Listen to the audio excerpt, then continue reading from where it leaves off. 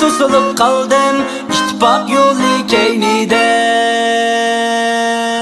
Men bosh ittifoq yo'ltim emasman. Ajab chidimidim.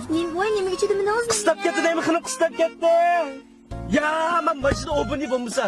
Ya, men boshida to'sib ketdi bo'lmasa. Voy, ajab to'sib ketdi Urumchi. Voycan, ajab to'sibdan yo'lla. Dadam bana deseydi mi gidimi yaxşı öpken, meni hep gideydi.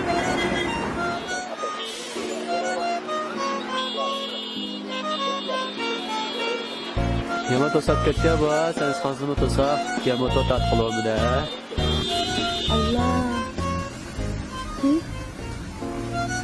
Adaş. Ne vaqt yo'lga chiqib o'g'li? Liqqida mashina yo'l bek to'sib chiqdi, biroz saqlab tur. Bek sat bo'ldi, bek saqlab turatdim seni. Voy, menmi jiddilashib shu. Ma'qul faqadash, ha? Ma'qul bo'sh. Ajab to'sib ketdimi Urumchi?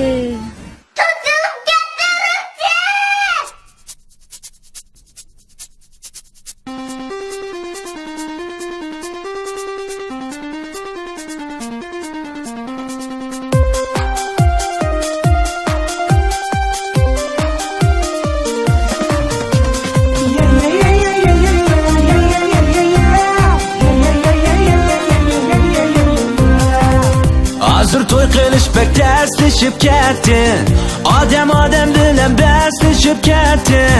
Mashina bilan uy bo'lmayli qoldi. To'yingmi bo'lmay qoldi. Mana bugun axiri bir uyni oldim. Azaraq bo'lsa-mu bir mashina oldim. Mana tunji appa yo'lga haydab chiqdim. Hamma yer to'silib ketibdi. Dabazamı to'sildi, ko'rikmi to'sildi, qizil tag'mi to'sildi, qovoqmi to'sildi, qizil chiroq vakshi yenibdi. To'gadangmi to'sildi, shaptulliqmi to'sildi, ittifoq yo'li to'sildi, bahar yo'li to'sildi, sho'pirlarga avval bo'libdi.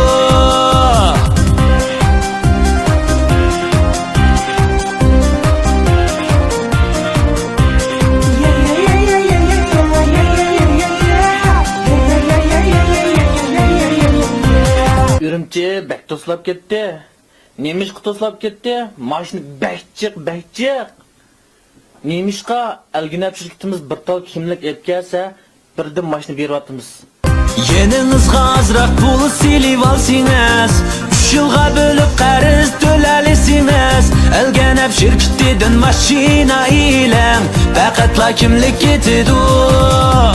Dabazamı to'sildi, ko'rikmi to'sildi, qizil tag'mi to'sildi, qovoqmi to'sildi, qizil chiroq vakshi yenibdi. To'gadangmi to'sildi, shaptulliqmi to'sildi, ittifoq yo'li to'sildi, bahar yo'li to'sildi, sho'pirlarga avval bo'libdi. Sho'pirlarga avval bo'libdi.